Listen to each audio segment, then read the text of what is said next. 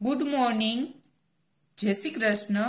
આપણે આજે 603 નું ચેપ્ટર ક્રોમેટોગ્રાફી સ્ટાર્ટ કરીશું.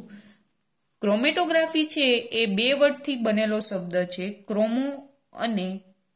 ક્રોમા અને ગ્રાફી. ક્રોમો મીન્સ કલર અને ગ્રાફી મીન્સ ટુ રાઇટ. આ બંને શબ્દ ભેગા થઈને ક્રોમેટોગ્રાફી બનેલો છે.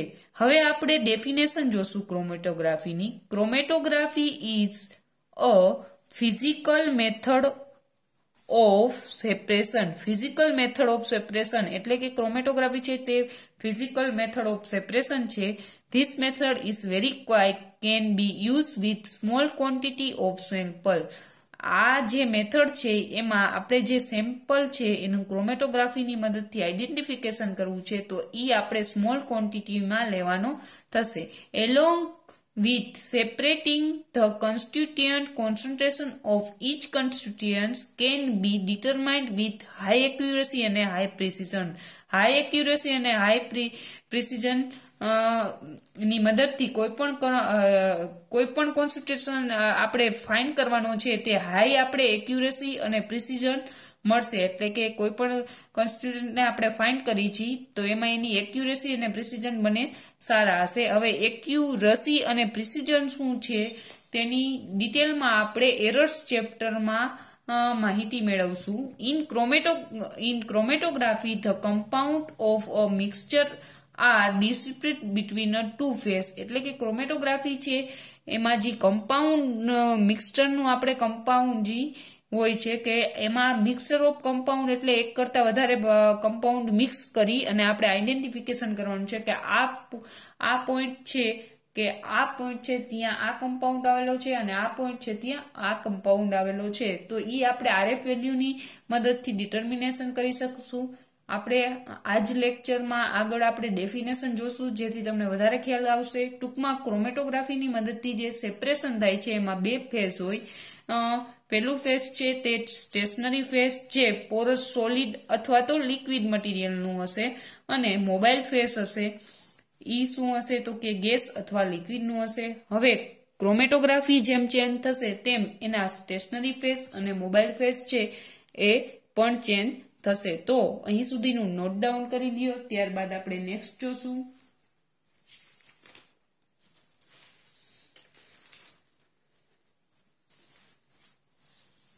ઓકે, તો નેક્સ્ટ આપણે જોઈએ ક્લાસિફિકેશન ઓફ ક્રોમેટોગ્રાફી. તો આપણે ક્રોમેટોગ્રાફીનું ક્લાસિફિકેશન જોઈએ. તો ક્રોમેટોગ્રાફીનું ક્લાસિફિકેશન છે ઈ ડિપેન્ડ કોની ઉપર છે તો કે physical state of stationary phase અને મોબાઈલ ફેઝ. આનું છે ઈ સ્ટેટ ક્યુ છે. જે સ્ટેશનરી ફેઝ છે એ સોલિડ અથવા લિક્વિડમાં હશે અને જે મોબાઈલ ફેઝ હશે એ લિક્વિડ અથવા તો ગેસમાં હશે.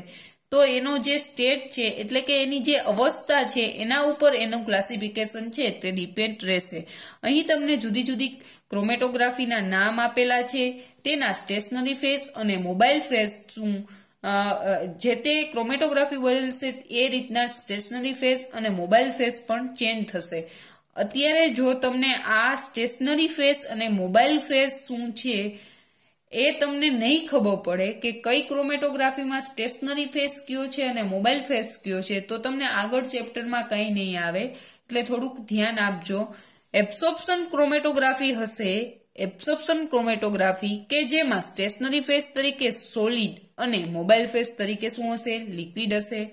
એ જ રીતના પેપર ક્રોમેટોગ્રાફી હશે તેમાં પણ સ્ટેશનરી ફેઝ તરીકે સોલિડ હશે અને મોબાઈલ ફેઝ તરીકે લિક્વિડ હશે. ટીએલસી છે તો તેમાં પણ સ્ટેશનરી ફેઝ તરીકે સોલિડ હશે અને લિક્વિડ શું હશે તો કે મોબાઈલ ફેઝ હશે. આયન એક્સચેન્જ ક્રોમેટોગ્રાફીમાં સ્ટેશનરી ફેઝ તરીકે સોલિડ હશે અને મોબાઈલ ફેઝ તરીકે લિક્વિડ હશે. પાર્ટીશિયન ક્રોમેટોગ્રાફીમાં બંને લિક્વિડ હશે. જીએલસી મીન્સ ગેસ લિક્વિડ ક્રોમેટોગ્રાફી. તો ગેસ લિક્વિડ ક્રોમેટોગ્રાફી અને ગેસ સોલિડ ક્રોમેટોગ્રાફી. તો જ્યારે GLC શોર્ટ ફોર્મમાં તમે લખો એટલે એમાં લિક્વિડ આવશે. તો એમાં જે સ્ટેશનરી ફેસ હશે એ કેવો હશે? લિક્વિડ, અને મોબાઈલ ફેસ ગેસ હશે. અને GSC એટલે કે ગેસ સોલિડ ક્રોમેટોગ્રાફી, તો એમાં S આવશે, તો એમાં સ્ટેશનરી ફેસ હશે તે સોલિડ હશે અને મોબાઈલ ફેસ હશે તે લિક્વિડ હશે. આ રીતના યાદ રાખવાનું થશે. હવે આપણે આ ટેબલ ઉપરથી શું ફાઇન્ડ કરી શકીએ? તો કે સ્ટેશનરી ફેસ છે એ સોલિડ અને લિક્વિડ હશે, સોલિડ અથવા લિક્વિડ હશે, અને મોબાઈલ ફેસ છે એ લિક્વિડ અથવા ગેસ હશે. હવે જો અહીં તમને હજી તમને એક ક્રોમેટોગ્રાફી વિશે કંઈ ખબર નથી, એટલે અહીંયા સુધીનું તમને કદાચ કોઈને આમાં મનમાં ક્વેશ્ચન થતા હોય કે ભાઈ અહીંયા સોલિડ જ શું કામ આવ્યું અને લિક્વિડ જ કેમ આવ્યું? તો આ બધી ક્રોમેટોગ્રાફી છે એ આપણે ડિટેલમાં પણ સ્ટડી કરવાના છે, અને ડિટેલમાં સ્ટડી તો કરવાનું છે, સાથે સાથે જ્યારે પ્રેક્ટિકલ શરૂ થશે ત્યારે તમારે પ્રેક્ટિકલ થ્રુ પણ ક્રોમેટોગ્રાફી છે ઈ રન કરાવી અને તમારે RF વેલ્યુ કેલ્ક્યુલેટ કરવાની થશે. આ સેમેસ્ટરમાં ક્રોમેટોગ્રાફીના પ્રેક્ટિકલ આવશે, જેમાં આપણે પેપર ક્રોમેટોગ્રાફી અને TLC એટલે કે thin layer chromatography, TLC means thin layer chromatography, ઈ બંનેના પ્રેક્ટિકલ પણ આવશે. અને બાકી આ ગેસ સોલિડ ક્રોમેટોગ્રાફી અને ગેસ લિક્વિડ ક્રોમેટોગ્રાફી છે ઈ કોઈ આગળ MSc કરીને કોઈ કંપનીમાં જોબ કરશે તો એને આ બંને પણ પરફોર્મ કરવાના થશે. આ BSc બેઝ તમારે આ બંને ક્રોમેટોગ્રાફી છે એના પ્રેક્ટિકલ પણ આવશે, જેથી તમને વધારે આઈડિયા આવશે કે તેમાં શું કામે સ્ટેશનરી ફેસ જ લીધો, સ્ટેશનરી ફેસ છે એની કેરેક્ટરિસ્ટિક કેવી છે, મોબાઈલ ફેસ શું છે, એ તમને વધારે ખબર પડશે. અને હજી આપણે આજના લેક્ચરમાં આગળ આપણે ડેફિનેશન પણ જોશું કે સ્ટેશનરી ફેસ શું છે અને મોબાઈલ ફેસ શું છે. Okay, next, classification depend on physical state of stationary phase and mobile phase. બરોબર, એના સ્ટેશનરી અને મોબાઈલ ફેસના આધારે ક્રોમેટોગ્રાફીનું ક્લાસિફિકેશન આપેલું છે. તો ક્રોમેટોગ્રાફી છે એ બે પાર્ટમાં ડિવાઈડ થાય છે, લિક્વિડ સોલિડ ક્રોમેટોગ્રાફી અને લિક્વિડ ક્રોમેટોગ્રાફી. તો લિક્વિડ સોલિડ ક્રોમેટોગ્રાફી છે એને એબ્સોર્પ્શન ક્રોમેટોગ્રાફી કહેવાશે, અને લિક્વિડ ક્રોમેટોગ્રાફી છે તેને પાર્ટીશન ક્રોમેટોગ્રાફી કહેવાશે. હવે લિક્વિડ સોલિડ ક્રોમેટોગ્રાફી છે એના બે પ્રકાર છે. કઈ છે? તો કે ગેસ સોલિડ ક્રોમેટોગ્રાફી. આમાં શું હશે? તો કે આમાં જે સ્ટેશનરી ફેસ છે ઈ બધે કેવો હશે? તો કે સોલિડ. સ્ટેશનરી ફેસ છે ઈ કેવો હશે? તો કે સોલિડ હશે, અને આમાં લિક્વિડ હશે. ઓકે, આ રહ્યું તો ગેસ સોલિડ ક્રોમેટોગ્રાફીમાં આપણે અગાઉ જ જોયું કે એમાં સ્ટેશનરી ફેસ હતો તે કેવો હતો? તો કે સોલિડ હતો, અને જે મોબાઈલ ફેસ છે ઈ ગેસ હશે. ઈ જ રીતના બીજો ટાઈપ લિક્વિડ સોલિડ ક્રોમેટોગ્રાફી, તો તે હવે આપણે લિક્વિડ સોલિડ ક્રોમેટોગ્રાફીની અંદર પણ બે પાર્ટ પડશે, કોલમ ક્રોમેટોગ્રાફી અને થિન લેયર ક્રોમેટોગ્રાફી. ઈ જ રીતના આ સાઇડ છે કે લિક્વિડ ક્રોમેટોગ્રાફી, પાર્ટીશિયન ક્રોમેટોગ્રાફી, કે જેમાં સોલિડ ફેસ તરીકે શું હશે? તો કે લિક્વિડ હશે. ઓકે, અને તેના પ્રકાર છે જેલ, પેપર અને TLC. ઓકે, આ ક્લાસિફિકેશન છે તે તમારે યાદ રાખવાનું થશે. ઓકે, તો નેક્સ્ટ ટોપિક જોઈએ. નેક્સ્ટ છે ડિફરન્ટ ટાઈપ ઓફ ક્રોમેટોગ્રાફી. આમાં આપણે ડિફરન્ટ ટાઈપ ઓફ 4 ક્રોમેટોગ્રાફી જોશું. આ ક્રોમેટોગ્રાફી છે એ તમારી ખાલી હાઇલાઇટ છે કે ભાઈ આ ક્રોમેટોગ્રાફી કેવી હશે, બાકી તો આપણે ઇન ડિટેલમાં પણ ચર્ચા કરવાની છે. તો શોર્ટમાં આપણે માહિતી મેળવીએ લઈએ. એબ્સોર્પ્શન ક્રોમેટોગ્રાફી શું છે? તો કે એબ્સોર્પ્શન ક્રોમેટોગ્રાફી છે એ કોના ઉપર ડિપેન્ડ હોય? તો કે એબ્સોર્પ્શન કોફિશિયન્ટ ઉપર ડિપેન્ડ હોય.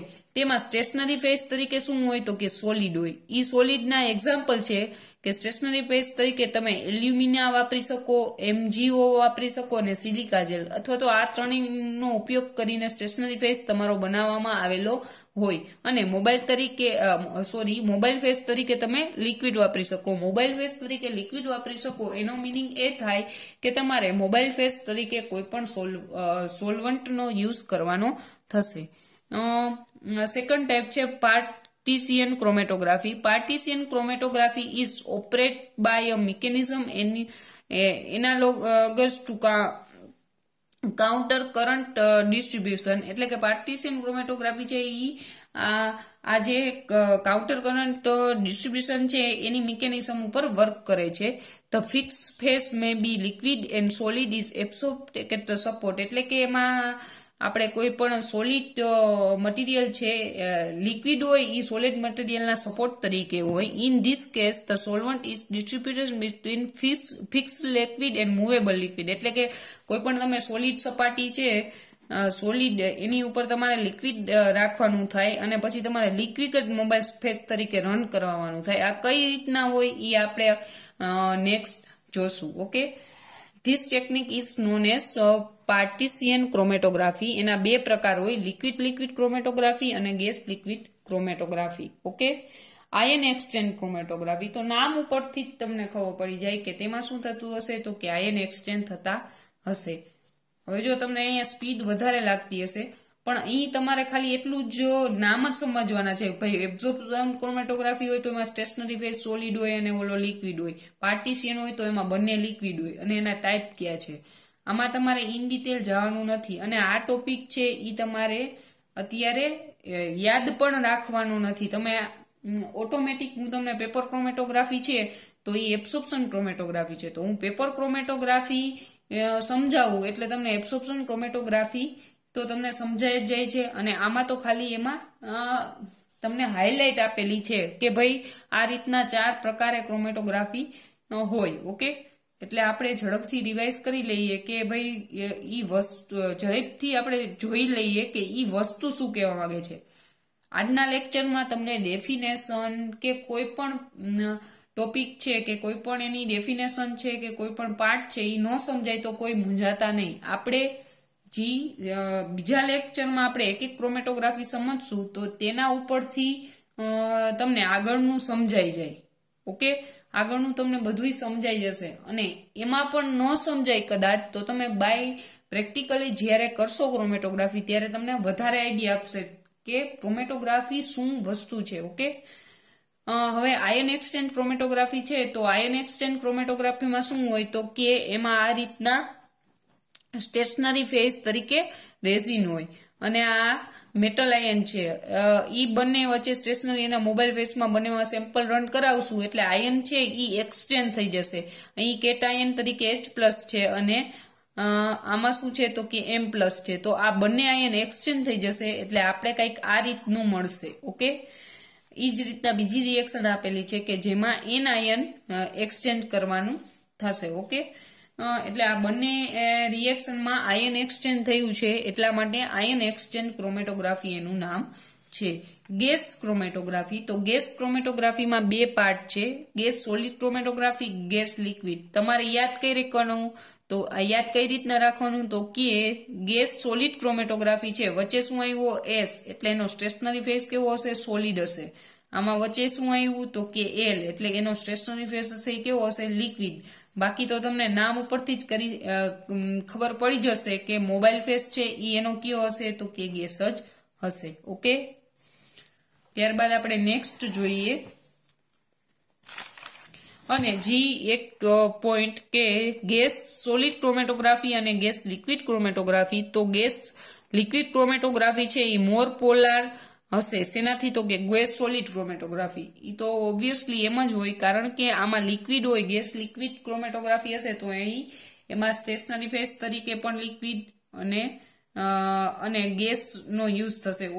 તો જે લિક્વિડ છે એ સોલિડ ક્રોમેટોગ્રાફીમાં સોલિડ કરતા વધારે જ પોલાર હશે એટલા માટે એ મોર પોલાર થશે. ઓકે, જે સોલ્વન્ટ વાપરી જેમ સોલિડ મટીરિયલ કરતા સોલ્વન્ટ હોય એ મોર પોલાર હોઈ શકે. ઓકે, બધા કેસમાં જરૂરી નથી, આ યાદ રાખી લેજો.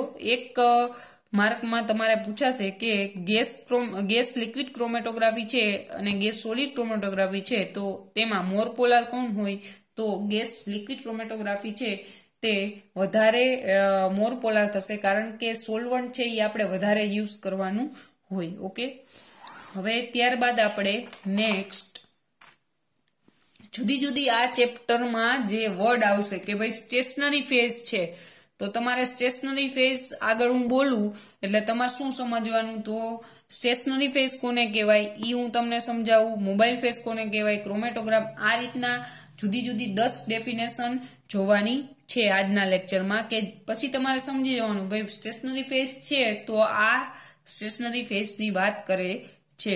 હવે આ તમને અત્યારે હું સમજાવું એમાં આઈડિયા તમારે થોડો આવશે, અને જો ન આવે તો સેકન્ડ લેક્ચરમાં તમે મૂંઝાતા નહીં. સેકન્ડ લેક્ચરમાં પેપર ક્રોમેટોગ્રાફી આપણે જોશું, કોલમ ક્રોમેટોગ્રાફી જોશું.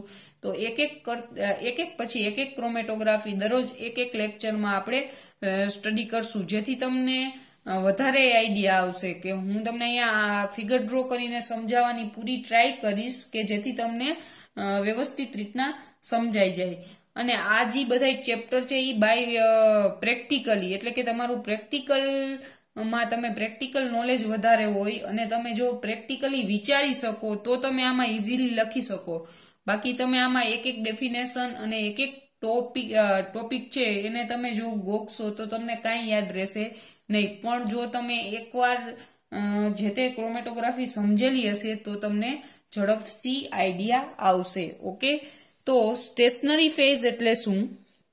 તો સ્ટેશનરી ફેઝ છે તે the solid or liquid substance અથવા તો phase on which compound of mixture are separate in chromatography is called stationary phase.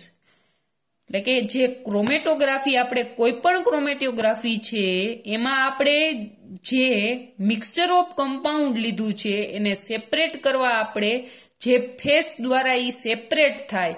ધારો કે પેપર ક્રોમેટોગ્રાફી હોય તો આ રીતના પેપર લેવાનું થશે. તો આ પેપરની મદદથી આપણે મિક્સચર ઓફ કમ્પાઉન્ડ છે તેને સેપરેટ કરશું. તો આ પેપર છે એને શું કહેવાશે? તો કે પેપર ક્રોમેટોગ્રાફીમાં આ પેપર છે એને શું કહેવાશે? Stationary phase. એમ જેમ ક્રોમેટોગ્રાફી બદલાય એમ સ્ટેશનરી ફેઝ બદલાશે. ટૂંકમાં સોલિડ અને લિક્વિડનો એવો ફેઝ કે જેની મદદથી આપણે મિક્સચર ઓફ કમ્પાઉન્ડને સેપરેટ કરી છે એને સ્ટેશનરી ફેઝ કહેશું. ઓકે, તો એના એક્ઝામ્પલમાં CaCO3 અને એલ્યુમિના સિલિકેટ. ઓકે, હવે મોબાઈલ ફેઝ. તો in chromatography moving solvent move in ascending and descending direction is called mobile phase. હવે આ પેપર ક્રોમેટોગ્રાફી જ લઈ લઈએ આપણે એક્ઝામ્પલમાં. હવે આ પેપર ક્રોમેટોગ્રાફી છે, અહીંયા આ રીતના A, B અને મિક્સચર મેં સ્પોટ મૂક્યા. હવે આ જેના જી સોલ્વન્ટની મદદથી, એટલે કે આપણે અહીંયા સોલ્વન્ટ નાખશું એટલે કે સોલ્વન્ટમાં આ ક્રોમેટોગ્રાફીને મૂકશું એટલે આ સ્પોટ રન થશે. ઓકે, ઈ કઈ રીતના રન થાય છે, શું થાય છે ઈ આપણે પછી જોવાનું છે. ટૂંકમાં આપણે જે સ્ટેશનરી ફેઝ છે એમાં જે મિક્સચર ઓફ કમ્પાઉન્ડ મૂક્યું એને રન કરવા માટે જે સોલ્વન્ટનો યુઝ કરી છીએ એને શું કહેવાશે? Mobile phase. હવે ઈ એસેન્ડિંગ ડાયરેક્શનમાં હશે અથવા ડિસેન્ડિંગ. એસેન્ડિંગ ડિસેન્ડિંગ એટલે કે ઉપર જશે કે નીચે ઉતરશે. હવે એસેન્ડિંગ ડાયરેક્શનમાં છે કે ડિસેન્ડિંગ ડાયરેક્શનમાં, ઈ આપણે જે તે ક્રોમેટોગ્રાફી આવશે ત્યારે સમજશું. પણ ટૂંકમાં આપણે ક્રોમેટોગ્રાફીમાં જે સોલ્વન્ટની મદદથી મિક્સચર ઓફ આ જે કમ્પાઉન્ડ મૂકેલા છે જુદા જુદા એને જે રન કરવા માટે આપણે સોલ્વન્ટનો યુઝ કરી છીએ એને મોબાઈલ ફેઝ કહેવાશે. હવે ક્રોમેટોગ્રામ, જો અહીં જે તમને રેડ પેનથી લખેલું છે એની મદદથી તમે ઇઝીલી ડેફિનેશન યાદ કરી શકશો. હવે સ્ટેશનરી ફેઝમાં તમને ખાલી એટલું યાદ હોય કે જે સોલિડ અને લિક્વિડ ફેઝ છે એની મદદથી આપણે કમ્પાઉન્ડ ને મિક્સચર ઓફ કમ્પાઉન્ડને સેપરેટ કરી છે તેને સ્ટેશનરી ફેઝ કહેવાય. હવે બુકમાં જે ડેફિનેશન આપેલી હોય એ તમારે લીટીથી લીટી જવાની જરૂર નથી. તમને ખાલી આ વર્ડ યાદ હશે રેડ પેનના તોય પણ તમને ઇઝીલી તમે ડેફિનેશન સમજી પણ શકશો અને તમે લખી પણ શકશો. જેથી તમે એસાઇનમેન્ટ મોકલો ત્યારે તમારે સાથે સાથે આ જેટલા ચેપ્ટર આ સેમેસ્ટરના છે એ તમારે લખવાના છે અને આમાંથી બને તો આમાંથી જ તમે રીડ કરજો કે જેથી તમને યાદ રહી જાય. બાકી આ સેમેસ્ટરમાં જેટલા પણ ચેપ્ટર 603માં છે એ બાય પ્રેક્ટિકલીના જ છે. જો તમને પ્રેક્ટિકલી સમજાશે તો જ તમે લખી શકશો. તો અહીંયા જે રીતના હું ટોપિક વાઇઝ લખાવું છું અને જે રીતના સમજાવું છું એ રીતના તમારે ઈ લેંગ્વેજમાં તમારે એક્ઝામમાં લખવાનું થશે. એટલે આની તમારે બુક બનાવવાની અને જેમાં તમારે લાઈનમાં લખવાનું 3 બુક લઈ લેજો, એક 601, 602 અને 603. ઓકે, તો 603 હોય તો બધું એનું સાથે જ લખજો, જેથી તમને એક્ઝામ ટાઈમે તમને વાંચવાની પણ મજા આવશે. અને સાથે સાથે આ સેમેસ્ટરમાં હું તમને જે મારું મટીરિયલ હશે કે જે આ બનાવેલું છે એની PDF પણ હું સેન્ડ કરીશ. આખું ચેપ્ટર કમ્પ્લીટ થશે ત્યારે હું PDF સેન્ડ કરીશ. એક ટોપિકની નહીં મોકલું, પણ આખું ચેપ્ટર જ્યારે કમ્પ્લીટ થાય. બાકી તો તમે શું કરશો, લેક્ચર ભરશો નહીં અને ડાયરેક્ટ છે એ PDF માંથી ઉતારી કરશો. એટલે જ્યારે ચેપ્ટર કમ્પ્લીટ થશે ત્યારે હું તમને PDF છે એ ગ્રુપમાં સેન્ડ કરી દઈશ. ઓકે, તો હવે આપણે ક્રોમેટોગ્રામ શું છે, ક્રોમેટોગ્રામ તો એ સમજીએ. તો જે કોલમ ક્રોમેટોગ્રાફીમાં છે એ બેન્ડ હોય, બેન્ડ કોલમ ક્રોમેટોગ્રાફી કંઈક આ રીતના હોય. તમે ખાલી અત્યારે આમ જુઓ, કોલમ ક્રોમેટોગ્રાફી, આ એક કોલમ લેવાની, એમાં સિલિકા ભરવાની, પછી ઉપરથી આપણે મિક્સચર અહીંયા છે એ શું કરવાનું, તો કે અહીંયા સોલિડ ભરવાનું અને સોલવન્ટ રન કરાવવાનું. એટલે અહીંયા કંઈક આપણે જુદા જુદા કલરના બેન્ડ મળે. આટલું અત્યારે જોવો.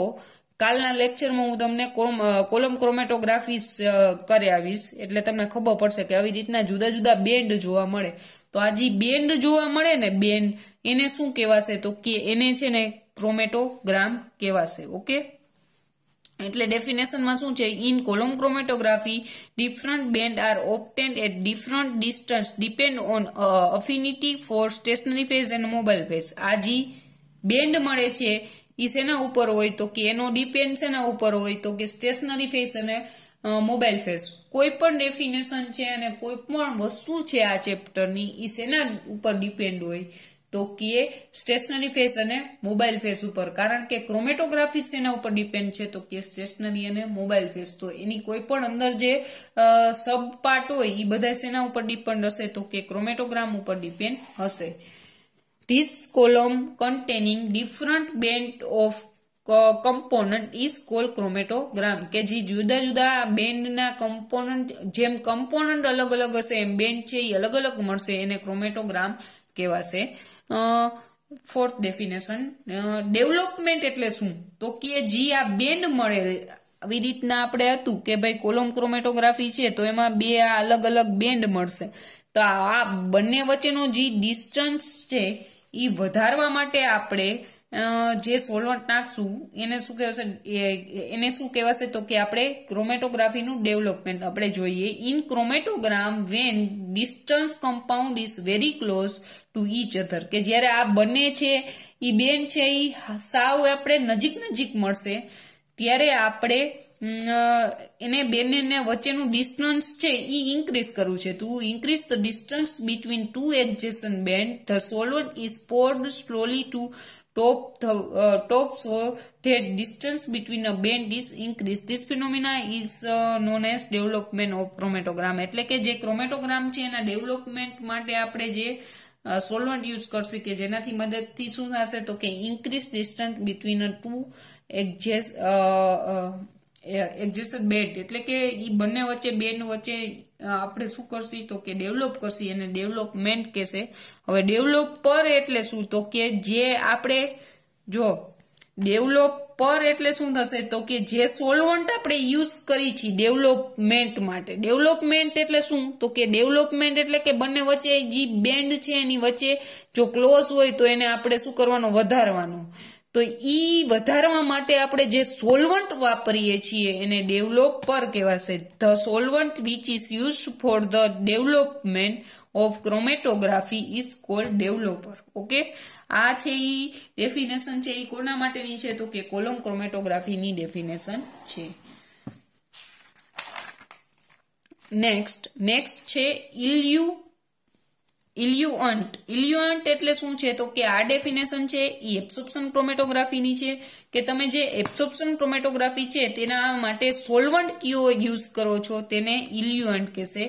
In absorption chromatography after the separating the colour band they are washed with solvent. This solvent is called eluent. બરોબર કે તમે જે સેપરેટ માટે જે સેપરેટ કરો છો એના માટે જે સેપરેટ કરીને જે કલર બેન છે એને જે વોશ કરવા માટે સોલ્વન્ટ વાપરો છો એને ઇલ્યુઅન્ટ કહેવાશે. હવે ઇલ્યુશન શું છે તો કે રિકવરી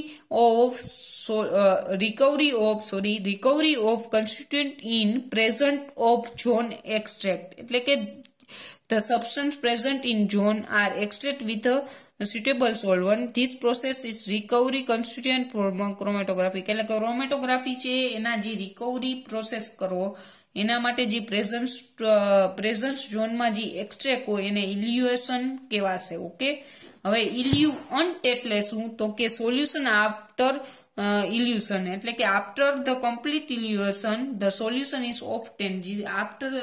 આફ્ટર ધ ઇલ્યુએશન એટલે કે ઇલ્યુએશન પછી જે સોલ્યુશન જે ઓબ્ટેન થાય છે, ઇલ્યુશન પછી જે સોલ્વન્ટ અથવા તો કે જે સોલ્યુશન છે એ આપણે મળે છે એને ઇલ્યુઅન્ટ કહેવાશે. હવે આ બધી ડેફિનેશન છે એ તમને આગળ હું પેપર ક્રોમેટોગ્રાફી કરાવીશ ત્યારે તમને વધારે ખબર પડશે. આ તમને આજના લેક્ચરમાં જે ડેફિનેશન એટલે ભણાવી કે જેથી તમને આ શબ્દ બોલવું તો તમને નવું તમને ન લાગે, કેમ કે હું નેક્સ્ટ લેક્ચરમાં ઇલ્યુઅન્ટ બોલું તો ઇલ્યુઅન્ટની સાથે સાથે ઇલ્યુઅન્ટ શું છે, એનો રોલ શું છે, કઈ રીતના આપણે એને ઇલ્યુઅન્ટ કીધું એ બધું આપણે સ્ટડી કરવાનું છે. ખાલી તમારે અત્યારે તમને લેક્ચરમાં યાદ રહીએ કે ન રહીએ, ખાલી તમારે એકવાર સમજી લેવાનું કે ભાઈ આવા વર્ડ આવે અને આનો મિનિંગ આ રીતનો થાય. આની જે ડેવલોપર ને ડેવલપમેન્ટ છે એ ભાઈ કોલમ ક્રોમેટોગ્રાફી છે, આ ઇલ્યુશન ને ઇલ્યુઅન્ટ છે એ એબ્સોર્પ્શન ક્રોમેટોગ્રાફીની છે. એમ તમને જુદી જુદી ક્રોમેટોગ્રાફીમાં જુદા જુદા વર્ડ છે એ તમને અત્યારે ખાલી તમારે યાદ રાખવાના છે અને એનો મિનિંગ જ ખાલી સમજવાનો છે. હવે આપણે આયન એક્સચેન્જ ક્રોમેટોગ્રાફી છે એમાં જે લિક્વિડ હશે એને શું કહેશે તો કે એને ઇફ્યુઅન્ટ કહેવાશે. ઓકે, જે આપણે ક્રોમેટોગ્રાફીનું રિઝલ્ટ છે એ આરએફ વેલ્યુ વડે કેલ્ક્યુલેટ કરી તો એનું ઇક્વેશન છે આરએફ વેલ્યુ બરાબર distance travel by a solute upon distance travel by solvent. હવે આ સોલ્યુટ શું છે ને સોલ્વન્ટ શું છે એ જોઈએ. ધારો કે આ તમે માની લ્યો કે અત્યારે તમને કાંઈ આવડતું નથી, બરોબર, એટલે તમારે ખાલી હું તમને સમજાવવા માટે કહું છું કે આ તમે એક પેપરનો ખાલી રફલી ટુકડો લીધો. હવે જો આરએફ વેલ્યુને સમજવા માટે હું તમને અહીં સમજાવું છું કે તમને ખાલી ક્રોમેટોગ્રાફી શું છે હવે એની આરએફ વેલ્યુ કઈ રીતના કેલ્ક્યુલેટ થાય એ તમને સમજાવું છું. અહીં તમને તમારા વર્ડમાં હું તમને જેટલી ખબર હોય એ મિનિંગમાં હું તમને સમજાવવાની ટ્રાય કરું છું. એટલે પછી તમને પેપર ક્રોમેટોગ્રાફી સમજાવું એટલે તમારે આરએફ વેલ્યુ કેલ્ક્યુલેટ કઈ રીતના કરવી એ તમને વધારે ખ્યાલ આવે. પેપર ક્રોમેટોગ્રાફી આવી રીતના તમે એક પેપરનો ટુકડો લીધો, પછી તમારે અહીં 2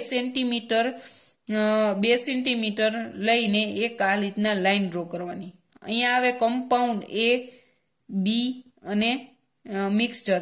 એ મિક્સચરમાં શું હશે તો કે એ કમ્પાઉન્ડ પણ હશે અને બી કમ્પાઉન્ડ પણ હશે. આ એ કમ્પાઉન્ડ છે એ પ્યોર કમ્પાઉન્ડ છે, બરોબર, તો આ બી કમ્પાઉન્ડ છે એ પ્યોર છે અને આમાં બંનેમાં મિક્સચર લેવાનું. પછી તમારે શું કરવાનું તો કે આવી રીતના એક સોલ્વન્ટ લેવાનું અને સોલ્વન્ટ લઈને તમારે આને રન કરાવવાનું. હવે રન કરાવશો ને સોલ્વન્ટ લઈને અને ધ્યાન રાખવાનું કે ભાઈ આ હોય તે સેજ આ જે લાઈન છે એનાથી સેજ શું કરવું હોય તો કે આ લાઈન છે એને સોલ્વન્ટ છે એમાં આપણે ડૂબાડવાની નથી. પછી આપણે આ સોલ્યુશનને રન કરાવશું એટલે કંઈક આવી રીતના આપણે સોલ્યુશન ધારો કે અહીંયા સુધીનું તમે અત્યારે ખાલી એમને નોર્મલી વિચારો કે ભાઈ પેપર છે એને તમે પાણીમાં નાખ્યું તો શું થાય તો કે પાણીમાં નાખો એટલે પાણી છે એ ઉપર ચડશે, આ રીતના ચડે કે ન ચડે. સિમ્પલી પેપરને તમે પાણીમાં નાખ્યું, અહીંયા મેં વોટર લીધું અને અહીંયા પેપર છે એટલે પાણી આવી રીતના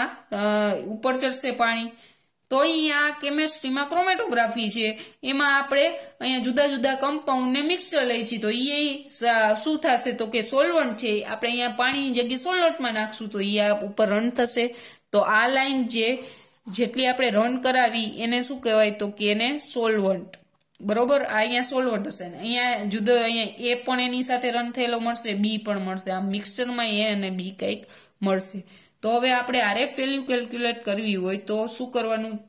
એ માટેની આરએફ વેલ્યુ આપણે કેલ્ક્યુલેટ કરવી છે. આ કમ્પાઉન્ડ એ માટેનું તમને શીખડાવું કે ભાઈ એ માટેની આરએફ હોય તો આપણે શું કરવાનું? અહીંથી અહીં સેન્ટીમીટર છે એ માપી લેવાનું, એટલે ડિસ્ટન્સ ટ્રાવેલ બાય સોલ્યુટ. આ છે એને શું કહેવાશે? સોલ્યુટ. હવે સોલ્વન્ટ આપણે પેપર લીધું, પાણી રન કરાવ્યું તો પાણી તો અહીંયા સુધીનું રન થશે ને. તો આ સોલ્વન્ટની લાઈન છે, તો આ લાઈન છે, આ લાઈન અહીંયાથી આપણે સોલ્વન્ટનું ડિસ્ટન્સ વાપરવાનું, બરોબર, સોરી આટલું છે એનું માપવાનું. એટલે ડિસ્ટન્સ ટ્રાવેલ બાય સોલ્યુટ એટલે શું થશે? આ થશે. અને ડિસ્ટન્સ ટ્રાવેલ બાય સોલ્વન્ટ એટલે કે આ થશે. ઓકે, તો ઈ બંને છે એ શું કરવાનું? તો કે મેજર કરવાનું અને આ ઇક્વેશનમાં મૂકવાનું, એટલે આપણે આરએફ વેલ્યુ મળશે. હવે ઈ આરએફ વેલ્યુ હોય ઈ કેવી ન હોય? તો કે યુનિટ ન હોય, એટલે કે આરએફ વેલ્યુ છે ડુ નોટ એની યુનિટ, એટલે કે આરએફ વેલ્યુ છે એનો યુનિટ ન હોય. શું કામે? કેમ કે તમે આઈ સેન્ટીમીટરમાં વાપરો છો, આઈ સેન્ટીમીટરમાં માપો છો અને આ પણ સેન્ટીમીટરમાં માપો છો. તો સેન્ટીમીટર શું થશે? કેન્સલ થશે. એટલે કે આરએફ વેલ્યુ છે એનો કોઈ યુનિટ પણ નથી અને ઈ હંમેશા 1 કરતા કેવી હશે? તો કે ઓછી જ હશે. 1 કરતા કેવી હશે? તો કે ઓછી જ હશે. આરએફ વેલ્યુ 1 કરતા ઓછી હોય, એનો કોઈ યુનિટ છે ઈ હોય નહીં. અને એવરી સબસ્ટન્સ એટલે કે બધા સબસ્ટન્ટની આપણે આરએફ વેલ્યુ છે ઈ ફાઇન્ડ કરી શકીએ. અહીંથી 1 માર્કનો ક્વેશ્ચન પૂછાશે જ. તમે ખાસ યાદ રાખજો, આરએફ વેલ્યુનો કોઈ યુનિટ ન હોય અને એ હંમેશા 1 કરતા નાની હોય. હવે આર એક્સ વેલ્યુ તો કે આપણે ઘણા એવા હોય કે ભાઈ પેપર છે ને પાણીમાં તમે રાખ્યું, પછી ઈ પાણી ઉપર ચડ્યા જ રાખ્યું તો ઈ કાઢતા ભૂલી ગયા. એમ પ્રેક્ટિકલમાં પણ ઘણાને એવું થશે કે તમે ભાઈ પેપર ક્રોમેટોગ્રાફી હું તમને રન કરાવીશ તો તમે જે ઈ પ્રેક્ટિકલ છે એમાં શું કરશો? તો કે એમાં તમે તમારી ફ્રેન્ડ સાથે વાતું કરવામાં અથવા તો તમે કંઈક બીજું ક્યાંક તમારું ધ્યાન હોય તો શું થાય? તો કે આખું પેપર છે ઈ રન થઈ જશે. એટલે કે આખું પેપર હોય પાણીમાં આપણે ધ્યાન ન હોય ને એમને પડ્યું તો આખું પેપર છે એ શું થઈ જાય? રન થઈ જશે. બરોબર છે. આપણે કાઢવાનું કઈ રીતના હોય? તો કે સોલ્વન્ટ છે ઈ આ સોલ્વન્ટ છે એ મેક્સિમમ રન થતું હોય અને પછી એવું થાય કે ભાઈ રન કરવાનું થોડું બંધ કરી દઈએ, એટલે કે થોડીક વાર લાગે રન થવામાં. ત્યારે આપણે પેપર આમ કાઢી લેવાનું, આખું સોલ્વન્ટ રન કરાવવાનું થાય નહીં. ઓકે, તો આ છે ઈ શું કરવાનું હોય? તો કે એને કાઢી લેવાનું હોય. હવે ઈ કાઢતા નથી તો ઈ છે ઈ શું થયું? તો કે ઓવર રન થઈ ગયું, એટલે કે આખું છે ઈ રન થઈ ગયું. ત્યારે આપણે આર એક્સ વેલ્યુ શોધવાની થશે. ઓકે, અને હવે આપણે એક પોઈન્ટ ઈ પણ જોઈ લઈએ કે શું કામે 1 કરતા ઓછી હોય? કારણ કે જે આ સોલ્વન્ટ છે, સોલ્વન્ટ 1 કરતા એટલા માટે ઓછી હોય કે આ સોલ્વન્ટ હોય એની વેલ્યુ તો વધારે જ હોવાની ને સોલ્યુટ કરતા, એટલે એનું રિઝલ્ટ છે 1 કરતા ઓછી હોય. એટલે જેને પ્રેક્ટિકલમાં 1 કરતા વધારે આરએફ વેલ્યુ આવે ને એને માની લેવાનું કે ભાઈ આપણી કેલ્ક્યુલેશનમાં કંઈક મિસ્ટેક છે. ઓકે, અને આ પોઈન્ટ છે એ તમને આગળ પેપર ક્રોમેટોગ્રાફી શીખડાવીશ કે કોઈ પણ ક્રોમેટોગ્રાફી શીખડાવીશ એમાં આરએફ વેલ્યુ તો આવશે જ. ઓકે, તો તમારે આરએફ વેલ્યુ આ ડેફિનેશન તો ખાસ યાદ રાખવાની અને એના 3 પોઈન્ટ કે એને યુનિટ નો હોય, લેસ ધેન 1 હોય અને બધાય સબસ્ટન્સની આપણે આરએફ વેલ્યુ ડિટર્મિનેશન કરી શકીએ. અહીં તમને સમજાવીશ કે ભાઈ યુનિટ ન હોય તોય તમે પ્રેક્ટિકલમાં તમે એની પાછળ લખશો કે ભાઈ 2 સેન્ટીમીટર આરએફ વેલ્યુ મળી. જી લખીને આવશે એનો વારો નીકળશે. એટલે ખાસ કરીને એટલું મગજમાં બેહાડી દો કે ભાઈ આરએફ વેલ્યુ ને કોઈ યુનિટ હશે નહીં. ઓકે, નેક્સ્ટ જે આપણે આરએક્સ વેલ્યુ કે જે વધારે આખું પેપર ભીંજાઈ ગયું ભાઈ પાણીથી, તો હવે શું કરવાનું? તો કે આપણે ફાઇન્ડ કરવું હોય તો આપણે શું કરવાનું? તો કે સ્ટાન્ડર્ડ લેવાનું અને સ્ટાન્ડર્ડની મદદથી આપણે એનું કેલ્ક્યુલેશન કરવાની. આ સ્ટાન્ડર્ડની છે તો આ આરએફ વેલ્યુ આની મદદથી મળે અને આરએક્સ કે જેમાં આમાં હશે એમાં શું હશે? તો કે સોલ્વન્ટ ક્યાં સુધીનો ડિસ્ટન્સ ટ્રાવેલ બાય સોલ્વન્ટ, એટલે કે એની લાઈન આપણે ડ્રો કરેલી હશે અને આમાં હશે નહીં. તો આ બંનેની કમ્પેરિઝન કરીને આપણે આરએક્સ વેલ્યુના ઇક્વેશનમાં આપણે મૂકવાની, જેથી આપણે આઈડિયા આવશે કે ભાઈ આ સબસ્ટન્સ છે એ આપેલો છે. હવે જે RF વેલ્યુ છે એ કેના ઉપર, એના factor affected on RF value આપણે જોઈ કે કેના ઉપર એ અફેક્ટ કરશે. તો કે સ્ટેશનરી ફેઝ તમે કયો વાપરો છે, મોબાઈલ ફેઝ કયો વાપરો છે, મિક્સચર તમે શેનું લીધું છે, ડાયરેક્શન ઓફ સોલ્વન્ટ કઈ છે, એટલે કે એસેન્ડિંગમાં તમે સોલ્વન્ટને રન કરાવો છો કે ડિસેન્ડિંગમાં રન કરાવો છો, એના ટેમ્પરેચર ઉપર, અને concentration of mixture of spot, એટલે કે તમે સ્પોટ જે તે ક્રોમેટોગ્રાફીમાં મૂકો છો એનું કોન્સન્ટ્રેશન શું છે એના ઉપર ડિપેન્ડ થશે. ઓકે, તો આજે અહીં સુધી રાખીએ. હવે પછીના નેક્સ્ટ લેક્ચરમાં આપણે કોલમ ક્રોમેટોગ્રાફી વિશે સ્ટડી કરશું. ઓકે, અને જો તમને આમાં જેટલું સમજાણું હોય અને મેં મેક્સિમમ સમજાવવાની તમારી લેંગ્વેજમાં, ભાઈ આપણે RX ને RF શીખા તો એમાં કઈ આપણે પાણીનું પેપર રાખી નથી રન કરાવવાની, પણ તમને એટલા માટે શીખડાવ્યું કે જેથી તમને આઈડિયા હોય કે ઈ તમે જોયેલું હોય. હવે આપણે કેમેસ્ટ્રીના મિનિંગથી સમજશું આગળ ક્રોમેટોગ્રાફી. ઓકે, તો નેક્સ્ટ લેક્ચરમાં આપણે કોલમ ક્રોમેટોગ્રાફી શીખશું. તો એ કોલમ ક્રોમેટોગ્રાફીમાં જો તમને ડેફિનેશનનો થોડો ઘણો અંદાજ હોય અને જે આજનું લેક્ચર કરાવેલું હોય એની ખબર હશે તો જ હવે આગળ ખબર પડશે. ઓકે, અને આગળ તમને આ જે ડેફિનેશન છે એનો યુઝ થશે, અને યુઝ થશે એટલે તમને વધારે સરળતાથી જે ડેફિનેશન છે એ બધી સમજાઈ જશે. ઓકે, તો એસાઇનમેન્ટ બધાય સબમિટ કરાવી દેજો ટાઈમે, અને બધા ગ્રુપમાં મોકલી દેજો. અને આમાં જે રીતના લખેલું છે એ રીતના મોકલવાનું છે. બુકમાંથી જોઈને તમારે એસાઇનમેન્ટ સબમિટ કરવાનું નથી. ઓકે, તો નેક્સ્ટ લેક્ચરમાં આપણે કોલમ ક્રોમેટોગ્રાફી વિશે સ્ટડી કરશું. Thank you.